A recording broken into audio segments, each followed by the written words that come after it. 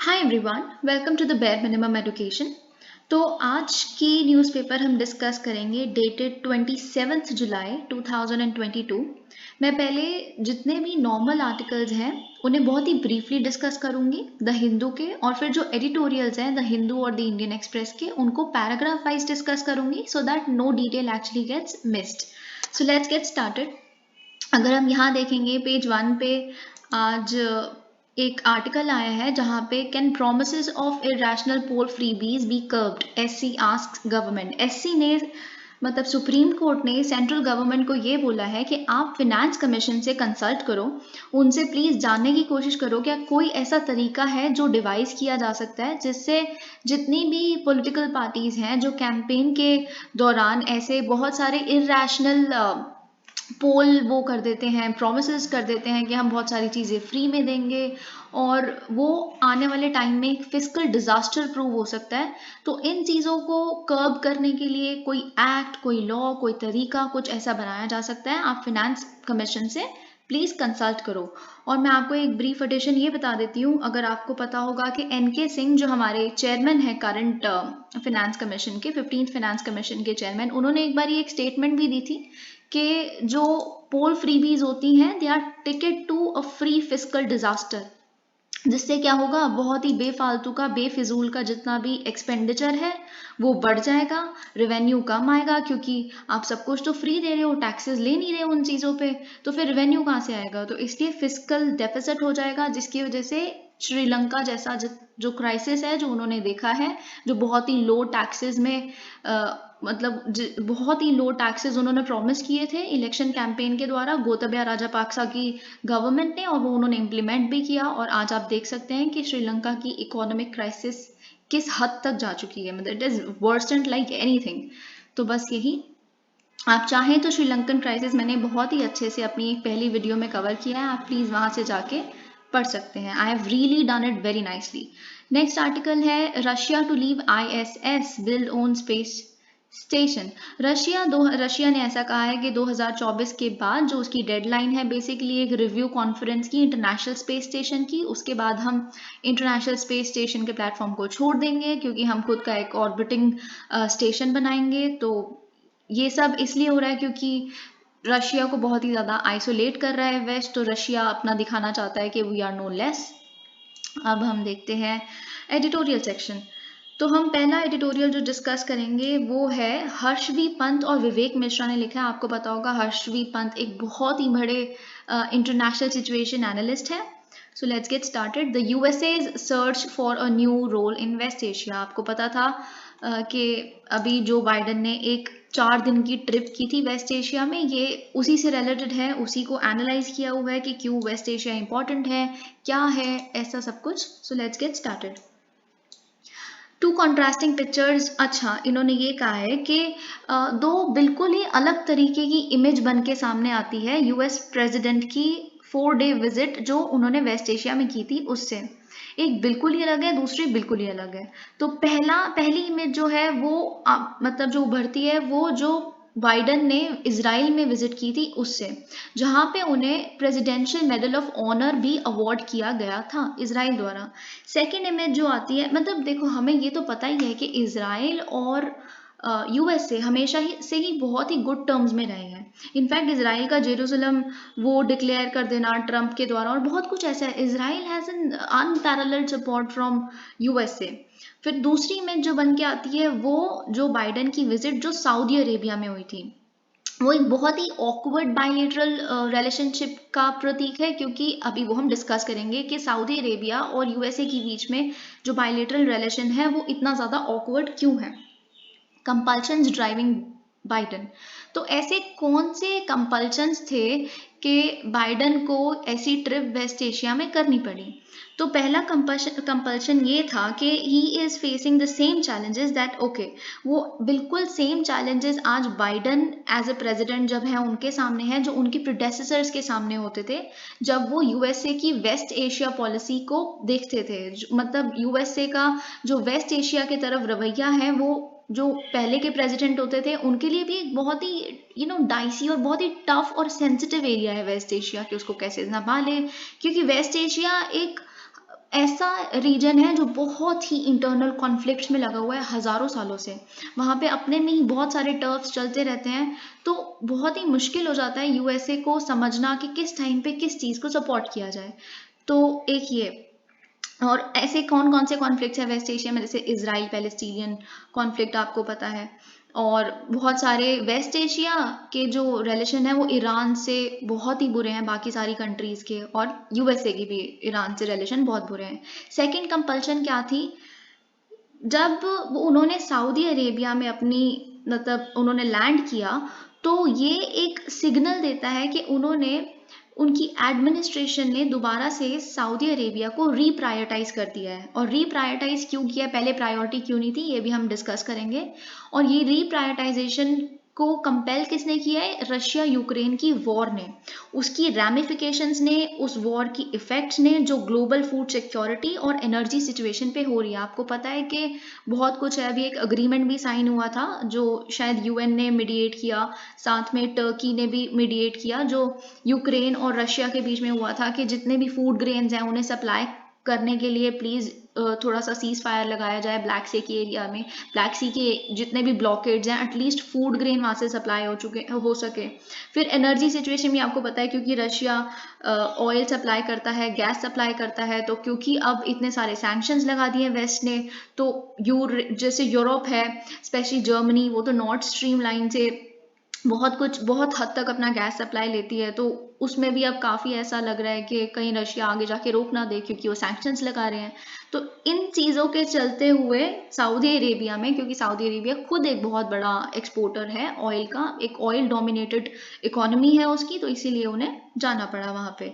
तो फिर जब वो वहाँ के क्राउन प्रिंस से मिले, तो अब रीप्रायोरिटाइज, पहले प्रायोरिटी क्यों नहीं थी। अब देखो, बाइडन ने 2019 में जब वो इलेक्शन कैंपेन के दौरान उन्होंने प्रॉमिस किया था कि वो सऊदी अरेबिया से खुद को बहुत दूर रखेंगे। जिस पार्टी को बाइडन बिलोंग करते हैं, डेमोक्रेटिक पार्टी को, उस पार्टी ने हमेशा से ही ह्यूमन राइट्स और विमेन राइट्स और ऐसी चीज़ों को बहुत ज़्यादा सपोर्ट किया है ना, और पॉलिटिकल फ्रीडम और स्पीच और डिसेंट और ऐसी चीज़ों को बहुत ज़्यादा सपोर्ट किया है। तो अगर आपने देखा होगा तो जो डेमोक्रेटिक पार्टी के पहले के लीडर्स थे, ओबामा के और बाकी जितने भी थे, हिलारी क्लिंटन वगैरह, उन्होंने बिल्कुल बोल दिया था कि हम आने वाले टाइम में सऊदी अरेबिया से बिल्कुल सपोर्ट हटा देंगे अगर वो विमेन को बिल्कुल इक्वल स्टेटस जितना ही वहाँ पे लड़कों को मिलता है उतना देना नहीं स्टार्ट करेंगे। फिर धीरे धीरे करके सऊदी अरेबिया में पहली बार, अगर आपने कभी उस टाइम पे न्यूज़ देखी हो, तो आया था कि उन्होंने विमेन को ड्राइव करना अलाउ कर दिया है। So these are the kind of things at that time also. फिर बाइडन ने बहुत ही मतलब ओपनली ये मतलब ऐसे डिस किया था सऊदी अरेबिया को कि हम पता लगा चुके हैं कि जमाल खशोगी, देखो जमाल खशोगी एक जर्नलिस्ट होते थे सऊदी अरेबिया के, जो सऊदी अरेबिया के जो क्राउन प्रिंस हैं उनके खिलाफ कुछ कुछ आर्टिकल्स लिखते थे। He was a critic of the crown Prince. तो क्योंकि अब ये जो पॉलिटिकल रिजीम है, ये जो किंगली स्ट्रक्चर वहाँ पे चल रहा है, वो अपने खिलाफ कुछ भी क्रिटिसिज्म नहीं सुन सकते। तो 2018 में जो वहाँ के क्राउन प्रिंस हैं उन्होंने ऑर्डर कर दिया था कि टर्की में अब मतलब इस्तांबुल में भी सऊदी अरेबिया की एम्बेसी है, उस एम्बेसी में जमाल खशोगी वहाँ पे मतलब गए हुए थे अपना किसी काम से, तो उन्होंने उसके अंदर ही उसे रातों रात मरवा दिया था सऊदी अरेबिया के ऑर्डर पे। वहाँ कहाँ पे, टर्की के काउंसिल के अंदर, मतलब एम्बेसी के अंदर। तो लेकिन अब क्योंकि सिचुएशन ऐसी है कि यूक्रेन का क्राइसिस चल रहा है, तो अब बाइडन को ज़रूरत है, तो उन्होंने सऊदी अरेबिया में आना पड़ा। जो मीटिंग का फोकस था जो सऊदी अरेबिया के साथ, वो बायलेटरल कोऑपरेशन इन 5G टेक्नोलॉजी और इंटीग्रेटेड एयर डिफेंस के ऊपर बहुत ज़्यादा इन्होंने एम्फसाइज किया। और बाइडन ने वेलकम किया सऊदी अरेबिया के प्लान को, जो वो प्लान कर रहे हैं कि हम बहुत ही स्ट्रेटेजिकली इन्वेस्ट करेंगे ऐसे प्रोजेक्ट्स में जो यूएस के partnership for global infrastructure and investment PGII goals में हम भी पार्टिसिपेट करेंगे, यूएसए के साथ बहुत सारे प्रोजेक्ट्स में इन्वेस्ट करेंगे। तो Biden sort of welcomed that step. और देखो ये जो है ना PGII, ऐसे कई लोग कह रहे हैं it is actually a counter against the BRI, belt and road initiative of China. अब चाइना ऐसा क्यों कर रहा है, ये आपको पता है। बेल्ट एंड रोड इनिशिएटिव जो है वो बहुत सारी कंट्रीज, इनफैक्ट यूरोप की इटली तक ने उसे ज्वाइन किया हुआ है, जो यूरोप तो बिल्कुल अलाइंड है USA के साथ। तब भी तो इसके अम्ब्रेला में बहुत सारी साउथ एशियन कंट्रीज भी आई हुई हैं जो बहुत BRI को ज्वाइन कर रही हैं। तो इससे क्या होगा, वो अपने इंफ्रास्ट्रक्चर प्रोजेक्ट्स बनाता रहेगा, तो बिल्कुल सारी कनेक्टिविटी बढ़ जाएगी, तो सब चाइना पे डिपेंडेंट हो जाएंगे। तो चाइना जो अपना गैप है, जो इकोनॉमिक गैप रह गया है USA और चाइना में फर्स्ट इकोनॉमिक पावर बनने का, वो एक एक करके ब्रिज हो जाएगा। तो इसीलिए ये अब बहुत सारे ऐसे इनिशिएटिव्स लेके आते हैं जो चाइना के BRI को काउंटर करते हैं। फिर उसके बाद नेक्स्ट पैराग्राफ में, crown prince did not make any political public commitments to increase oil production. दो क्राउन प्रिंस ने ऐसी कोई भी पब्लिक कमिटमेंट नहीं की कि हम ऑयल प्रोडक्शन बढ़ा देंगे ताकि हम दूसरे कंट्रीज को सपोर्ट कर सकें, USA और वेस्टर्न कंट्रीज को बाकी। और ऐसी बहुत सारी चीज़ें थी जो बाइडन ने बिल्कुल हिचकिचाए, उन्होंने ये डिस्कस नहीं की। ऐसे बहुत सारे क्रिटिकल इश्यूज हैं जो बाइडन हमेशा कहते रहते हैं वो सऊदी अरेबिया की इन चीज़ों में अगेंस्ट है, तो इसीलिए उन्होंने ये उन बायलेटरल टॉक्स के दौरान नहीं उठाए। ऐसे कौन से इश्यूज हैं जो वो करना चाहते थे लेकिन वो नहीं कर पाए क्योंकि अब उन्हें मतलब उनकी ज़रूरत है इस टाइम पे, जैसे पॉलिटिकल प्रिजनर्स जितने भी, जैसे मैंने अभी जमाल खशोगी का केस बताया, ऐसे बहुत सारे और पॉलिटिकल प्रिजनर्स हैं जो क्राउन प्रिंस के अगेंस्ट अगर कुछ भी लिखते हैं, कुछ बोलते हैं, तो उन्हें प्रिजन में डाल दिया जाता है। और जितने भी ओपोनेंट्स हैं और बहुत सारे ऐसे इश्यूज थे, जैसे ट्रैवल रिस्ट्रिक्शंस को कम करना, स्पेशली उन लोगों के लिए जिनके पास दोनों कंट्रीज की सिटीजनशिप है, मतलब सऊदी अरेबिया की भी और USA की भी। ये सारे इश्यूज हैं लेकिन डिस्कस नहीं हुए। However, two developments from Mr. Biden's visit could result in positive externalities for the region. ऐसे लेकिन कुछ दो रिजल्ट्स ऐसे होंगे जो उस टाइम की टॉक्स की वजह से कुछ पॉजिटिव एक्सटर्नलिटीज भी आएंगी। तो हम देख लेते हैं ऐसा कौन सा पॉजिटिव रिजल्ट होगा। पहला होगा एक ऐसा कंसेंसस लिया गया कि हम मेंटेन करेंगे UN mediated truce in Yemen. अब क्या हुआ है, पिछले 2 महीने से UN ने एक ट्रूस यानी कि सिसेशन, मतलब कि जितनी भी हॉस्टिलिटीज यमन में चल रही है, UN ने एक अग्रीमेंट मीडिएट किया है हाउदी रिबेल्स और यमन की गवर्नमेंट के बीच में कि ऐसा कोई भी हॉस्टिलिटी नहीं होगा। पहली बार इतने सालों में ऐसा हो रहा है कि वहाँ की हॉस्टिलिटीज, फायरिंग वगैरह ये सब रुकी हुई है। तो सऊदी अरेबिया ने ये कहा है कि हम उस कंसेंसस को सस्टेन करेंगे, आगे भी साथ देंगे, यही निभाएंगे। अब मैं आपको बताना चाहूंगी कि यमन में एक्चुअल में प्रॉब्लम चल क्या रही है। यमन में जो गवर्नमेंट है यमन की, वो उसको बैक करती है सऊदी अरेबिया, और जो हाउथी रिबेल्स हैं जो गवर्नमेंट को गिराना चाहते हैं, वो उसको बैक करती है ईरान। तो सऊदी अरेबिया और ईरान हो गई ना एक इनडायरेक्ट कॉन्फ्लिक्ट में। कहाँ पे? यमन में। ऐसी और भी कंट्रीज हैं जहाँ पे ईरान और सऊदी अरेबिया के मतलब इनडायरेक्ट कॉन्फ्रंट्रेशंस हैं।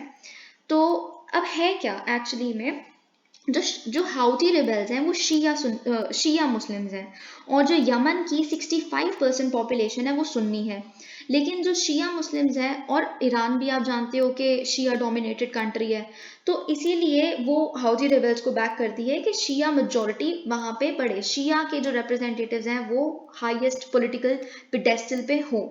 लेकिन जो यमन का वो सुन्नी डोमिनेटेड है, और सऊदी अरेबिया भी एक सुन्नी मुस्लिम डोमिनेटेड कंट्री है, मेजॉरिटी वो सुन्नी है।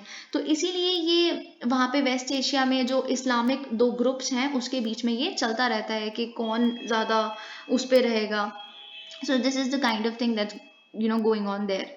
तो सेकेंड जो पॉजिटिव डेवलपमेंट होगी, the opening of Saudi air space for civilian aircraft. Okay, अब सऊदी अरेबिया ने ये अग्री किया है कि हम अपना जो एयर स्पेस है उसको, जितना भी सिविलियन एयरक्राफ्ट इजराइल से आएगा या हमारे ऊपर से जाएगा, हम उनको अलाउ कर देंगे। तो इससे क्या होगा, इजराइल के साथ जो इतने सालों का जो कटे हुए हैं सारे इजराइल से, जब से पैलेस्टीनियन कॉन्फ्लिक्ट हुआ है, तो वो धीरे धीरे वो ब्रिज होने लग पड़ेगा।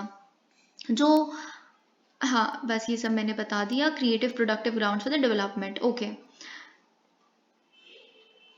अब यूएस ने देखो, अगर आप अब्राहम अकॉर्ड्स जानते होगे, जैसे मैंने भी बताया कि इजराइल को भी बहुत सालों से आइसोलेट कर रही हैं अरब कंट्रीज, तो इसीलिए यूएसए बहुत कोशिशें करता है कि इजराइल और बाकी अरब कंट्रीज के अंदर बोनहोमी बन जाए, एक ताकि वेस्ट एशिया में जितने भी कॉन्फ्लिक्ट्स हैं वो इतने ज़्यादा राइज ना करें। तो इसके लिए आपने देखा होगा कि ट्रंप ने अब्राहम एकॉर्ड्स मीडिएट किए थे। अब्राहम एकॉर्ड्स क्या है? Abraham accord is a peace deal between the Israel, the UAE and Bahrain. Israel, UAE और बहरेन के बीच में एक पीस डील है जिसे मीडिएट किया था यूएसए ने। जिसके तहत क्या था कि यूएई और बहरेन क्या करेंगे, अपनी एम्बेसीज एस्टैब्लिश करेंगे इजराइल में, और ये तीनों ही कंट्रीज आपस में अपने एम्बेसडर्स को एक्सचेंज करेंगी। और बहुत सारी चीज़ें थी जो अब्राहम एकॉर्ड्स के अंदर डिसाइड की गई थी कि वो साथ में काम करेंगी तीनों कंट्रीज, बहुत सारे सेक्टर्स में, जैसे tourism, trade, health care, security. लेकिन यहाँ पे ये लिखा है कि अब्राहम एकॉर्ड्स को वो कंटिन्यू तो कर रहे हैं Biden. I mean this is the only continuity जो ट्रम्प की पॉलिसी जो वेस्ट एशिया को लेकर थी, वो जिसे बाइडन कंटिन्यू कर रहे हैं।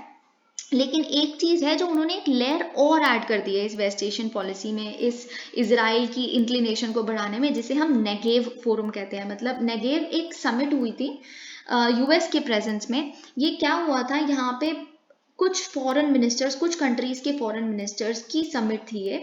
कौन सी कंट्रीज थी? Egypt, UAE, Bahrain, Morocco and Israel. इनके जितने भी फॉरेन मिनिस्टर्स थे, इन्होंने मिलके एक मीटिंग की थी। कहाँ पे? नेगेव डेजर्ट ऑफ इजराइल में, नेगेव डेजर्ट ऑफ इजराइल। तो इन्होंने डिस्कस किया था बहुत सारे इश्यूज को, जैसे ईरान अगर कल को कोई भी ईरान को पसंद नहीं करता इनमें से, अगर ईरान कल को सब पे हावी हो जाता है तो हम सारे मिलके एक सिक्योरिटी पार्टनरशिप में काम करेंगे, हम सारे मिलके उसको काउंटर करेंगे। ऐसे बहुत सारे और इश्यूज डिस्कस हुए थे। तो ये बाइडन की कंट्रीब्यूशन है एक नई लेयर ऐड करने में, दी एनर्जी सिचुएशन। अब एट द हार्ट, ठीक है बाकी सारे रीजंस हैं, but at the heart of mister Biden trip to West Asia is the global energy situation as I just discussed. क्योंकि यूक्रेन के कॉन्फ्लिक्ट की वजह से जो गैस के प्राइसेस हैं वो यूएसए में बहुत ज़्यादा बढ़ जाएंगे, जो ऐसा लोग कह रहे हैं कि वो 3 times of the current value हो जाएंगे। अब ये चलो ठीक है, वैसे तो लोगों के लिए तो बुरा है ही, लेकिन एक इसमें बहुत ही स्ट्रेटेजिक इंटरेस्ट भी है मिस्टर बाइडन का। वो ये है कि मिड टर्म इलेक्शंस होने वाले हैं नवंबर में यूएसए में। अब ऑब्वियसली एक पॉलिटिकल वेंडिटा है कि उनको दिखाना है अपने कंट्रीमैन को कि हम सच में काम कर रहे हैं इस इशू में। वी आर मेकिंग श्योर कि ठीक है सैंक्शंस तो हम लगाएं, लेकिन अल्टरनेटिव रूट्स भी हम देखते रहें कि गैस सप्लाई के क्या हो सकते हैं बस। और ये कहा है कि रशिया ऑब्वियसली इतनी सैंक्शंस के बाद रिटेलिएट तो करेगा ही आने वाले टाइम में।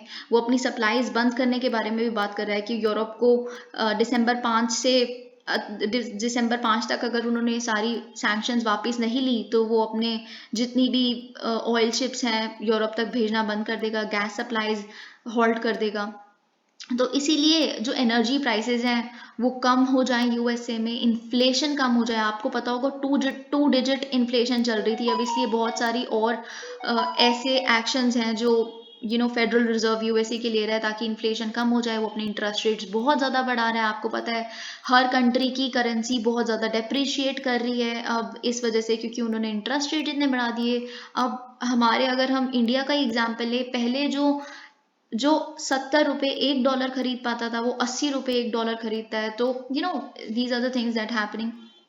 अश्योर यूरोपियन अलाइज, अब ये भी अपने यूरोपियन अलाइज को दिलासा देना है कि हम, हाँ, यूएसए स्टैंड्स विद यू। जितने भी एनर्जी सप्लाईज हैं वो हम विंटर से पहले पहले आपको उसका अल्टरनेटिव ज़रूर करके देंगे, ताकि दिसंबर 5 की डेडलाइन से पहले हम आपको एक सोल्यूशन प्रोवाइड करें। और डोमेस्टिक सपोर्ट भी मिल जाएगा डेमोक्रेटिक पार्टी को मिड टर्म इलेक्शंस में। तो ये कुछ फैक्टर्स थे वेस्ट एशिया की ट्रिप के लिए। अब शॉर्ट टर्म में क्या होगा, बहुत सारी यूरोपियन कंट्रीज हैं जैसे जर्मनी और ऑस्ट्रिया, वो अगर ऐसा ना हुआ ना, ये एनर्जी ना मिली उनको, मतलब एनर्जी सप्लाईज जो ऑयल है, गैस है, तो विंटर तो बहुत एक्सट्रीम होती है ऑस्ट्रिया और जर्मनी में, तो उनके लिए तो सर्वाइव करना बहुत मुश्किल हो जाएगा। So it is kind of a survival threat for these countries. तो इसीलिए वो बहुत डरे हुए हैं कि अगर टोटल कट ऑफ हो गया मॉस्को की तरफ से हमारे पास गैस सप्लाई का, तो क्या होगा। और लॉन्ग टर्म में इसका ये है यूएसए का इंटरेस्ट कि यूएसए को दिखाना है कि that we are the big brother, we stand with you, we stand with our allies, and we are here to work day and night to make sure that every ally of ours is protected, secured, and all that. Mr. Biden's trip to West Asia हाँ, mister Biden ने जब waste Asia में अपनी trip की तो gulf Cooperation Council की बहुत सारी कंट्रीज ऐसी थी जो सऊदी अरेबिया में उस टाइम मिलने वाली थी, जिनके साथ बाइडेन मिले, जैसे prime minister of Iraq, president of UAE, Egyptian president, Qatar के जो हेड हैं, king of Bahrain, king Abdullah of Jordan. तो लेकिन कुछ भी ऐसे सब्सटैंसिव ब्रेक थ्रू तो किसी के साथ की हुई मीटिंग से नहीं निकल के आया। अब आप जानते होंगे I2U2 एक ग्रुप है India, Israel, UAE and USA के बीच में, जिसे हम क्रूड टर्म्स में कई लोग वेस्ट एशियन कोड भी बोल देते हैं। उसका अभी फर्स्ट लीडर्स मीट हुआ था अभी बहुत ही रिसेंटली, जहाँ पे जो टॉक्स थी उसका बहुत ही लिमिटेड फोकस था, क्योंकि ये पहली मीटिंग थी। तो it is understandable, it is understood कि ठीक है, इतना ज़्यादा अभी कहाँ एक्सपैंड हो जाएगा इनका जो वो अम्ब्रेला है। तो उसमें फूड सिक्योरिटी के बारे में, एनर्जी सिक्योरिटी के बारे में सिर्फ इतनी सी ही बात हुई।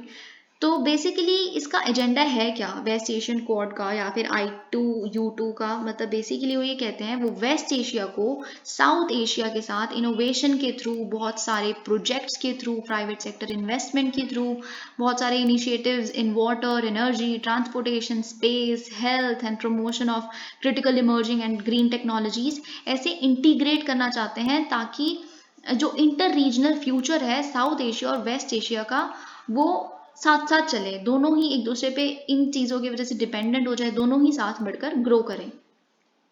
आपने देखा होगा कि हमारे यहाँ के फार्मर्स भी थोड़ा सा प्रोटेस्ट कर रहे हैं कि जब प्राइम मिनिस्टर मोदी ने ये कहा कि हम यहाँ पे लैंड प्रोवाइड करेंगे फूड पार्क्स बनाने के लिए, क्योंकि जो ग्लोबल फूड सिक्योरिटी हिट हुई हुई है वो ऐसा ना हो, उसकी सिचुएशन थोड़ी बेहतर हो सके।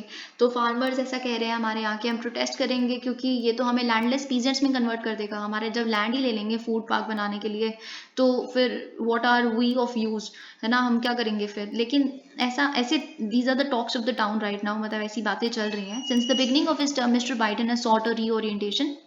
जब से मिस्टर बाइडेन का टर्म स्टार्ट हुआ है तब से ही वो यूएसए की जो वेस्ट एशिया पॉलिसी है उसको एक रीओरिएंटेशन देने की कोशिश कर रहे हैं। जैसे ईरान के साथ अपने दोबारा रिलेशंस को सही करना, न्यूक्लियर डील पे जो टॉक्स चल रही हैं वो ट्राई करना, और troop pull out from Afghanistan में से अपनी सारी यूएसए की पर्सोनल को बुला लेना अचानक से, principle support to democracies translating into collaborated distancing from, बहुत उन्होंने, जैसे मैंने अभी बताया, सऊदी अरेबिया को ओपनली उन्होंने कंडेम करना स्टार्ट कर दिया था, इसीलिए क्योंकि वो डेमोक्रेटिक नहीं है, ऐसे पॉलिटिकल रिजीम्स, ऐसे एरिस्टोक्रेटिक जो अपने खिलाफ डिसेंट ही नहीं सुन सकते, ओपनली उन्होंने ये करना स्टार्ट कर दिया था।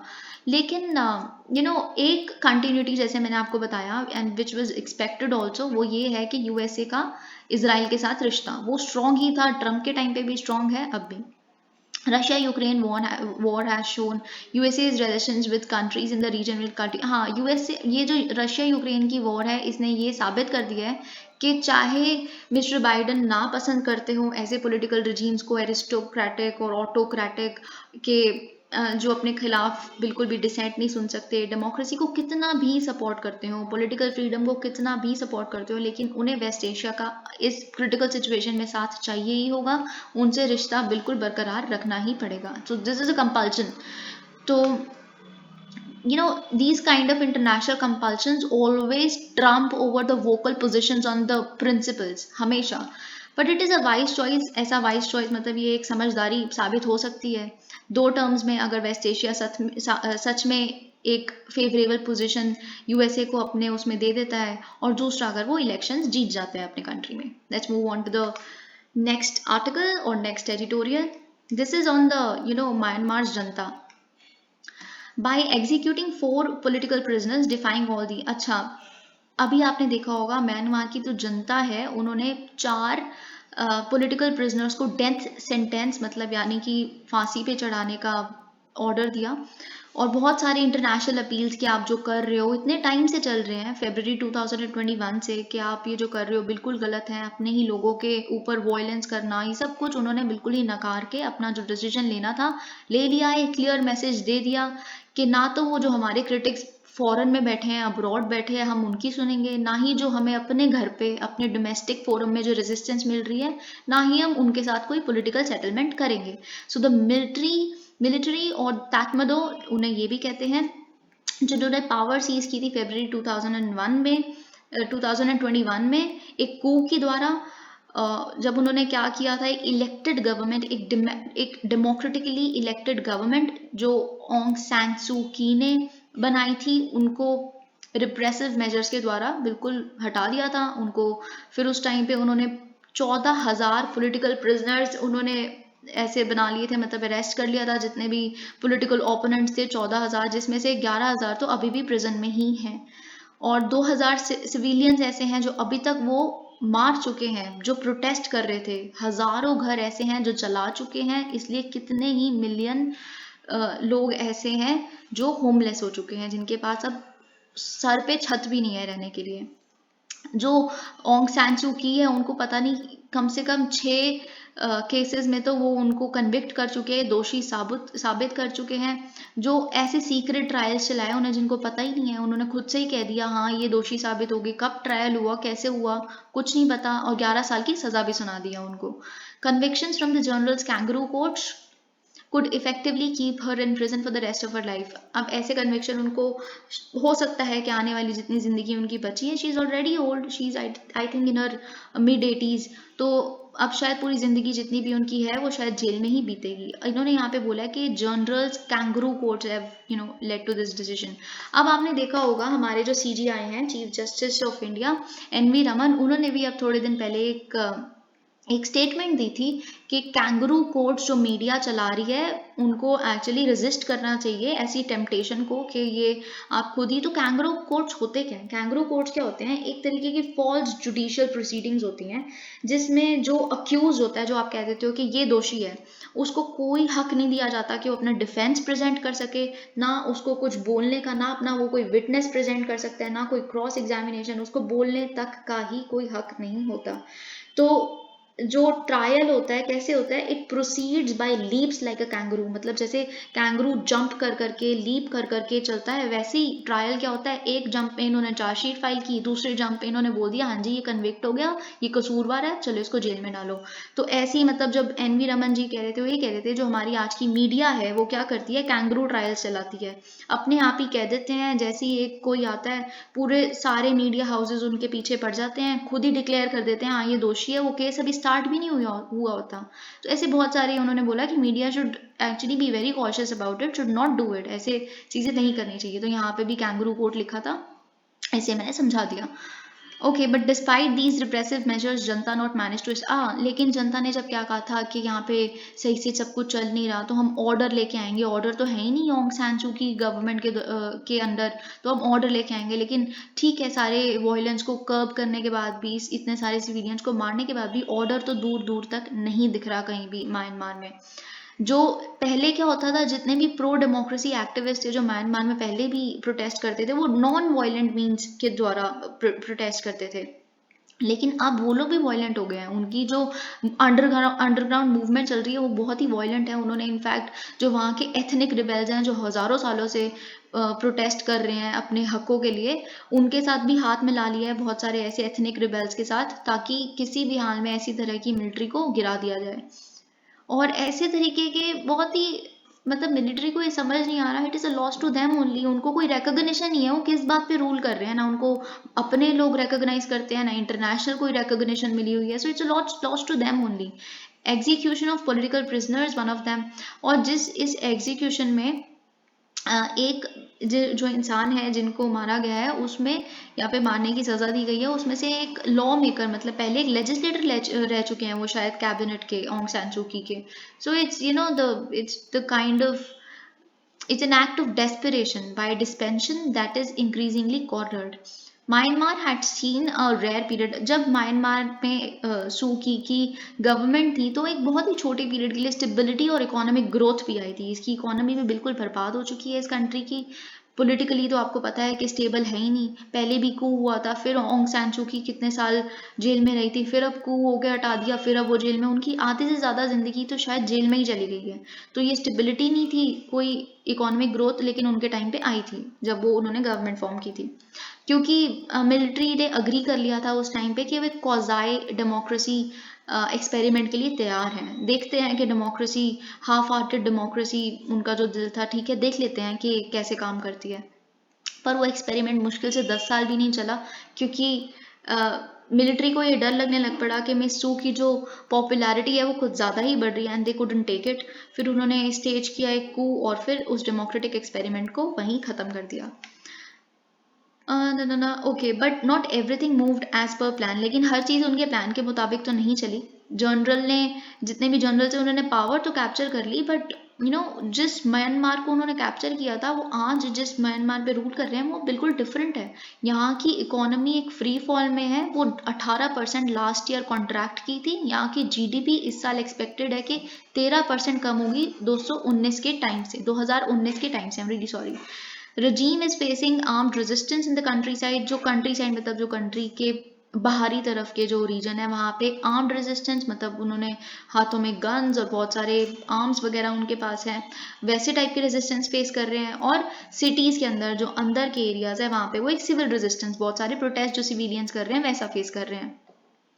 With the executions of political prisoners, the Tatmadaw, one of the most consistent enemies of human freedoms and dignity, has sought to instill fear among the public and crush their spirit। ये उन्होंने किया क्यों है, ये execution क्यों की? ताकि लोगों में डर बैठ जाए, वो प्रोटेस्ट करना छोड़ दें, उनकी स्पिरिट क्रश कर दें, ताकि वो जो रूल कर रहे हैं, उन्होंने पावर कैप्चर की हुई है, वो उन्हीं के पास रहे। But in trying to do so it has created 4 martyrs for the resistance. लेकिन ये करते करते उन्होंने तो शहीद पैदा कर दिए। उनके हिसाब से उन्होंने सज़ा दी, लेकिन उन्होंने तो रेजिस्टेंस जो कर रहे थे उनमें से एक शहीद पैदा कर दिए 4। अब लोग उनको एक्चुअल में शहीद मानते हैं। It's tactics are helping neither the power hungry generals nor the people of Myanmar। Alright, let's move on to the next article। हाँ, ये इन्होंने यहाँ पे CGI ने हमारे आज फिर एक स्टेटमेंट दी है कि हमारे, उन्होंने बोला है कि जो हमारा जर्नलिज्म है वो ऑनेस्ट होना चाहिए।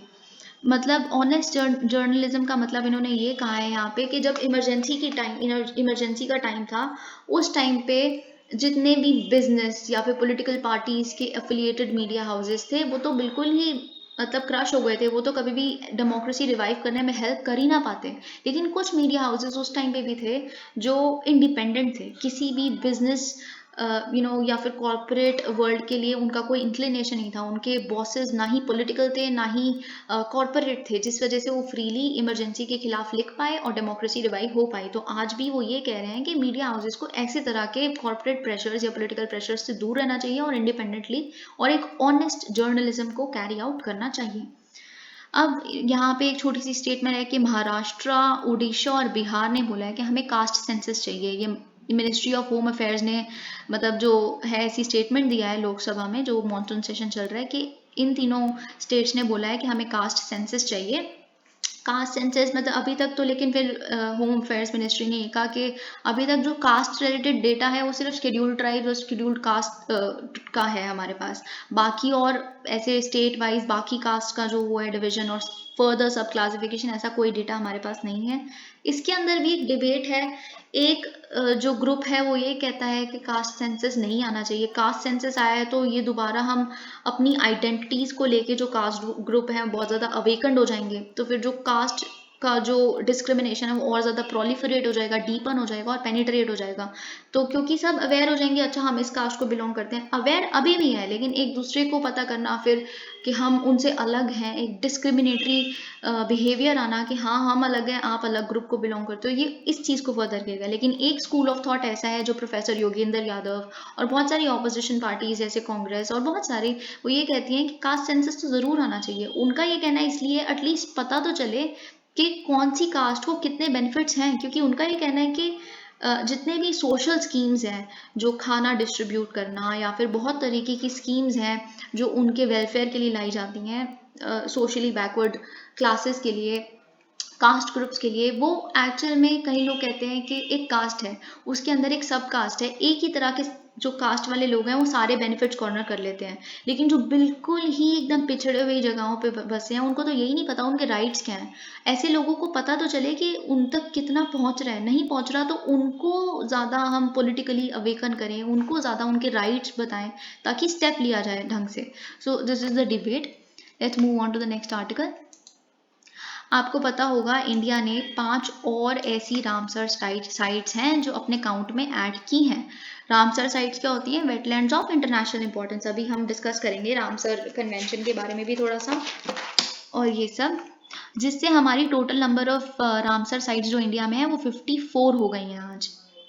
और ऐसी कौन कौन सी साइट्स हैं जिन्हें रामसर साइट डिक्लेयर कर दिया गया है, let's discuss them.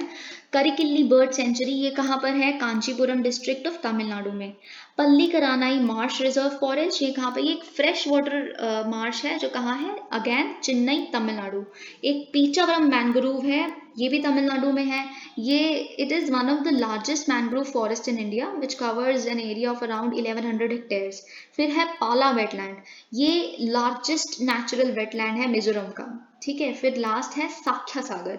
Sakya Sagar Madhav national park है शिवपुरी में, यानी कि मध्य प्रदेश, उसके ही बीच में ये एक्चुअली वेटलैंड है जो बसा हुआ है। It is an integral part of this national park, ठीक है। अब हम और देख लेते हैं कि क्या है। India's Ramsar wetlands are spread, India का जो रामसर वेटलैंड है वो 11,000 स्क्वायर किलोमीटर एरिया में बसा हुआ है, जो अराउंड 10% है टोटल वेटलैंड एरिया कंट्री का, ठीक है। और ये रामसर साइट्स है वो अराउंड 18 स्टेट्स को कवर कर, ये एरिया अराउंड 18 स्टेट्स को कवर करता है, मतलब 18 स्टेट्स में फैला हुआ है। और देखते हैं,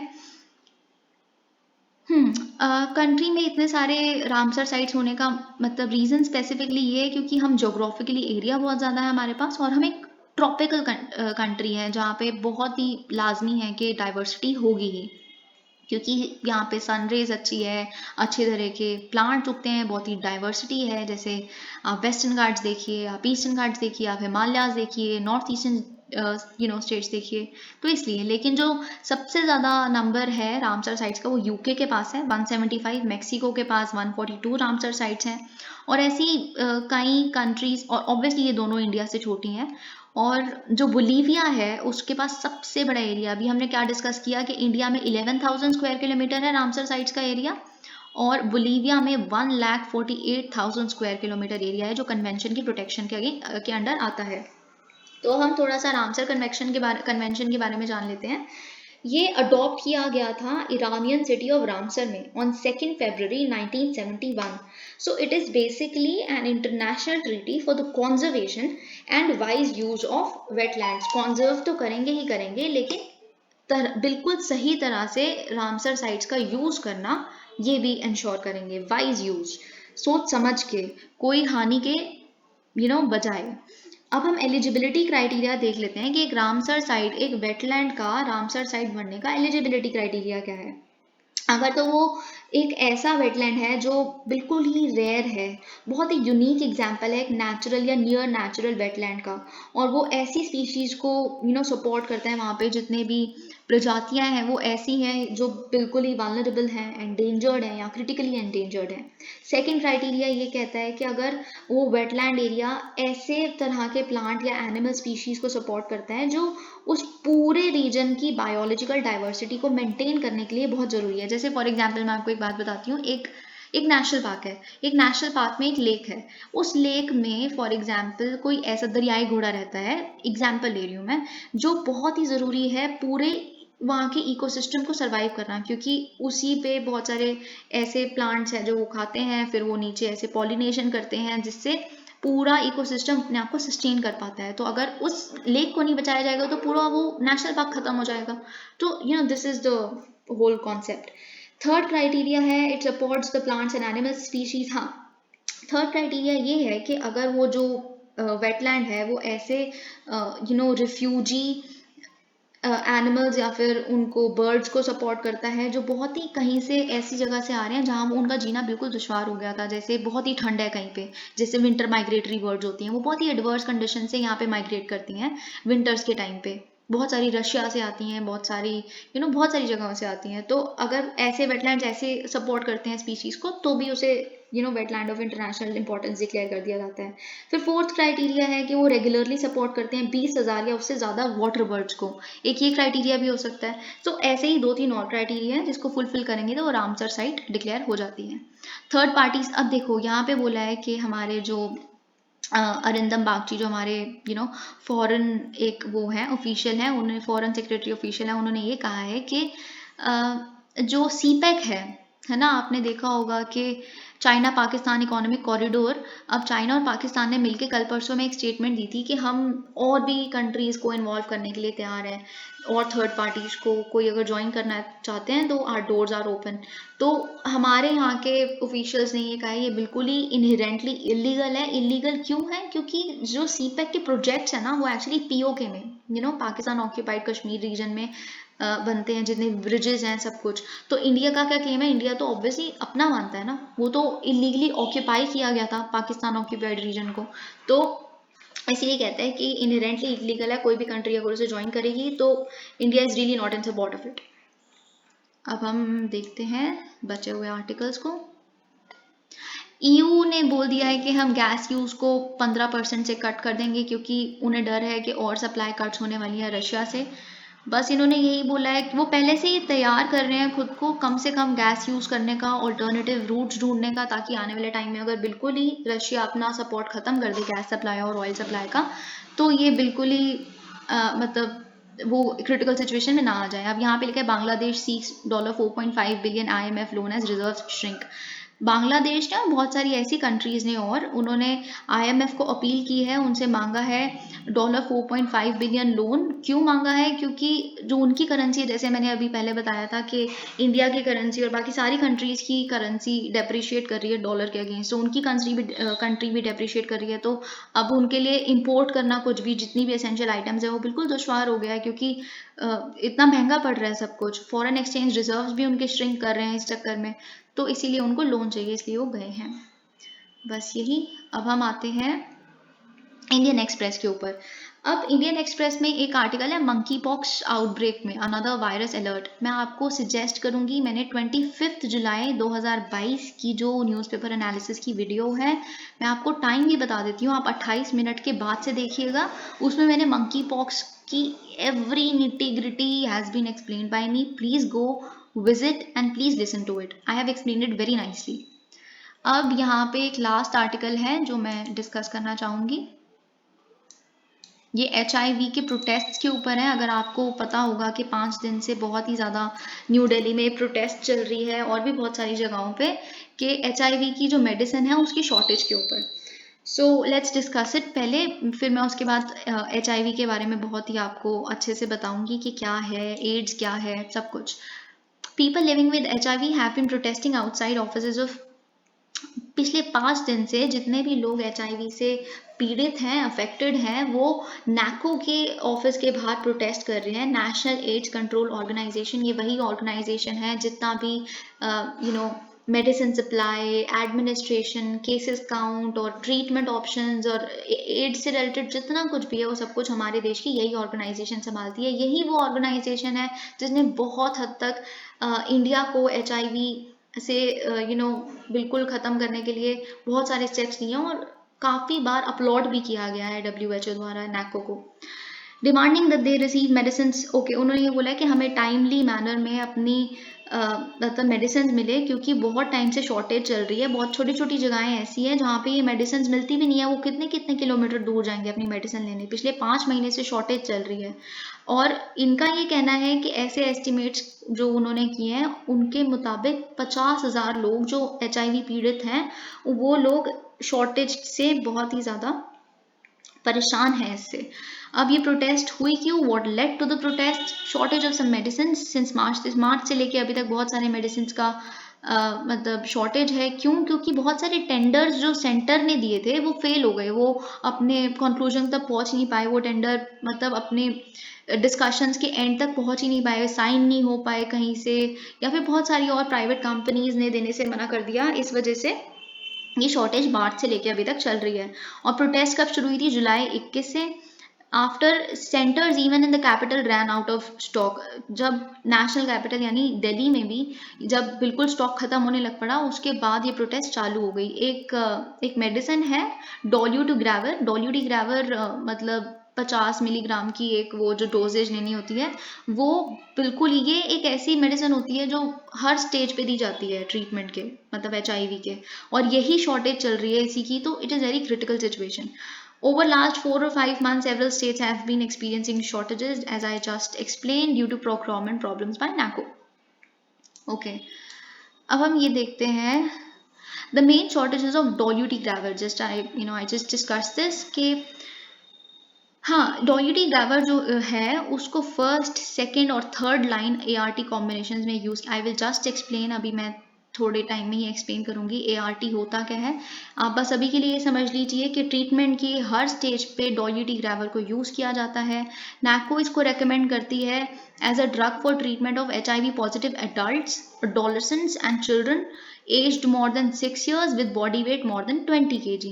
ये कौन सी गाइडलाइंस के अंडर रेकमेंड किया जाता है? 2021 guidelines of HIV care and treatment. एक और शॉर्टेज चल रही है, अभी हमने देखा डॉल्यूटी ग्रावर की शॉर्टेज चल रही है, लेकिन एक और शॉर्टेज है नेविरैपिन सिरप की। तो ये किनको दिया जाता है? जो HIV से पीड़ित इन्फेंट्स होते हैं, जो बहुत ही छोटे बेबीज होते हैं जिनको अपनी मदर से ट्रांसमिट हुआ था HIV, उनके लिए नेविरैपिन सिरप दिया जाता है, वो भी शॉर्टेज में चल रहे हैं। Now let's look at the disease AIDS and HIV। अब हम देखते हैं, एक second please give me a minute. हाँ, अब हम देखते हैं कि क्या है। HIV की फुल फॉर्म है human immuno deficiency virus, which if not treated over the time gets translated into acquired immunodeficiency syndrome or AIDS। HIV basically human immunodeficiency virus है, जिसे अगर सही टाइम पे डिटेक्ट और क्योर नहीं किया गया तो एड्स में तब्दील हो जाता है। HIV और एड्स में डिफरेंस यही है कि HIV जो वायरस है वो कॉजल फैक्टर यानी कि रीजन है एड्स का, और एड्स एक डिसीज है। ये मतलब एड्स भी एक डिसीज नहीं है, ऐसे बहुत सारी सीरीज ऑफ कॉम्प्लिकेशंस जो HIV कर देता है, बहुत सारे ऑर्गन्स की मशीनरी खुद यूज करने लग पड़ते हैं। तो वायरस तो एक एम्बिवेलेंट स्टेट में होता है ना, वायरस अगर बाहर है तो वो मरा हुआ है, लेकिन अगर वो किसी होस्ट की बॉडी में चला गया तो वो जिंदा हो जाता है। तो आज तक कोई यही नहीं बता पाया है कि वो एक नॉन लिविंग थिंग है या लिविंग है। सो तो फिर जब HIV अंदर जाता है तो बहुत सारे ऑर्गन्स में खुद को मल्टीप्लाई कर करके बहुत सारे ऑर्गन को फेल करने लग पड़ता है। तो फिर जैसे फॉर एग्जांपल किडनी फेलियर हो गया तो फिर किडनी डिजीज हो गई HIV की वजह से, फिर किडनी डिजीज हो गई, साथ साथ में फिर लंग्स फेलियर हो गया तो TB भी हो गया, TB भी हो गया, फिर कुछ और यूरिनरी ट्रैक्ट में हो गया, फिर ऐसे बहुत सारी चीजें होगी जिस वजह से एक टाइम के बाद ये एक डिसीज ऐसी हो जाती है जो फेटल हो जाती है। तो HIV खुद में केपेबल नहीं है एक होस्ट को किल करने में, लेकिन HIV से जो इतनी सेकेंडरी इन्फेक्शंस और कॉम्प्लिकेशंस होती है वो होस्ट को किल कर देता है। HIV क्या करता है? वो CD4 सेल्स को अटैक करता है। CD4 सेल्स एक टाइप ऑफ T सेल्स है, यानी कि वाइट ब्लड सेल्स हैं जो बॉडी के इम्यून सिस्टम की देखभाल करते हैं। इन्हें मतलब हम इम्यून सेल्स भी कहते हैं CD4 सेल्स या T सेल्स को। तो T सेल्स बेसिकली वो सेल्स होते हैं जो पूरी बॉडी में घूमते रहते हैं, देखते रहते हैं कि कुछ इन्फेक्शन तो नहीं हो गया, कुछ एनोमली तो नहीं है, कुछ गड़बड़ तो नहीं चल रही, तो वहीं के वहीं वो उसको स्टॉप कर देते हैं, उन्हें किल कर देते हैं इस तरीके की इन्फेक्शन को। लेकिन जब HIV वायरस जब बॉडी में एंटर कर जाता है तो वो खुद को मल्टीप्लाई करना स्टार्ट कर देता है। फिर वो जब इतना वो हावी पड़ने लग पड़ता है सारे ऑर्गन्स पे कि वो CD4 सेल्स को डिस्ट्रॉय करता है। वो सबसे पहला टारगेट ही उसका CD4 सेल्स होता है। अब जब CD4 सेल्स ही खत्म हो जाएंगे एक एक करके, तो जो ह्यूमन इम्यून सिस्टम है वही डिस्टर्ब होना शुरू हो जाएगा, हमारी इम्यूनिटी खत्म होने लग पड़ेगी। इम्यूनिटी खत्म हो जाएगी तो फिर हम तो कुछ भी, एक छोटा कॉमन कोल्ड कैन इवन किल अस, एक मतलब छींक भी मारेंगे तो वो भी कोई हमारे सामने मारेगा तो हमारे को फेटल डिसीज हो सकती है, क्योंकि हमारा इम्यून सिस्टम इतना वीक हो जाता है। तो फिर जब, और हाँ एक और चीज़, जब ये वायरस हमारी बॉडी में एंटर कर जाए ना तो इसको कभी रिमूव नहीं किया जा सकता। हाँ, इसको ट्रांसमिट होने से रोका जा सकता है, इसको मतलब आप कह सकते हो रिप्रोड्यूस होना, मल्टीप्लाई होने से रोका जा सकता है कि ठीक है जितने थोड़े बहुत हैं HIV वायरस के वो कण उतने ही रह जाएं और रिप्रोड्यूस ना करें खुद को, लेकिन इसको इरेडिकेट नहीं किया जा सकता बॉडी में से। और ठीक है अगर बहुत हद तक रोक भी लिया जाए तो डेथ तो बच ही जाएगी ना, क्योंकि एड्स डेथ करता है ना कि HIV।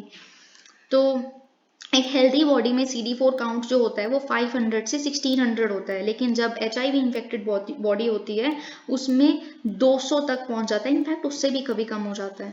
तो इतना ज़्यादा सीवियरली अफेक्ट कर देता है ये हमारे इम्यून सिस्टम को। इसकी ट्रांसमिशन कैसे होती है HIV के? From person to person through bodily fluids including blood, semen, vaginal secretions and breast milk. और सिम्टम्स क्या होते हैं? सिम्टम्स 80% लोग जो HIV इन्फेक्टेड होते हैं वो एक सेट ऑफ सिम्टम्स डेवलप करते हैं जिन्हें हम एक्यूट रेट्रोवायरल सिंड्रोम कहते हैं, ARS। कब? 2 से 6 वीक्स के अंदर अंदर वायरस के उनके बॉडी में घुसने से लेके 2 से 6 हफ्ते के गैप के बीच बीच में। और ये सिम्टम्स कौन से होते हैं? ये सिम्टम्स में बुखार, बहुत ही बॉडी का ठंडा पड़ जाना, चिल्स जिन्हें हम कहते हैं, जोड़ों में दर्द यानी जॉइंट पेन, बहुत ही ज़्यादा रात को पसीने आना, sweats and that too particularly at night, बहुत ही ज़्यादा थकान, टायर्डनेस, बहुत ही सीवियर वेट लॉस, तो ये इसके सिम्टम्स हैं। और फिर इसके अगेंस्ट जैसे मैंने बताया, इसको बॉडी से इरेडिकेट तो नहीं किया जा सकता, लेकिन सप्रेस किया जा सकता है, रिप्रोडक्शन रोक सकते हैं, जिस थेरेपी को हम कहते हैं ART, एंटी रेट्रोवायरल थेरेपी। ये क्या है? इस थेरेपी में क्या होता है? It is a combination of daily medications that stop the virus from reproducing. ये रोज के रोज मेडिसिन लेनी होती है, जैसे हमने देखा अभी डोल्यूडिग्रावर, ऐसी मेडिसिन और जो रोज लेनी होती हैं, जो उस प्रोड्यूस होने में, खुद को और ज़्यादा मल्टीप्लाई करने में रोकती है HIV को। तो ये ट्रांसमिशन तो रोकता ही है HIV का, जैसे मदर टू बेबी, जो भी अगर मदर है ना एंटी रेट्रोवायरल थेरेपी पे, 95% चांसेस है कि उसके बेबी को नहीं हुआ। इनफैक्ट अगर थेरेपी वो रेगुलरली फॉलो कर रही है तो 100% भी चांसेस हैं कि उनके बेबी को ट्रांसमिट नहीं होगा। तो ये इसीलिए रिस्क ऑफ ट्रांसमिशन कम कर देता है ART HIV का दूसरे लोगों को। And it also helps in stopping its progression to AIDS, और HIV का एज में तब्दील होना भी रोकता है ART। So I think that's it for today. If you like the video, please like the video, and please share it with your friends, and also subscribe to my channel. Thank you.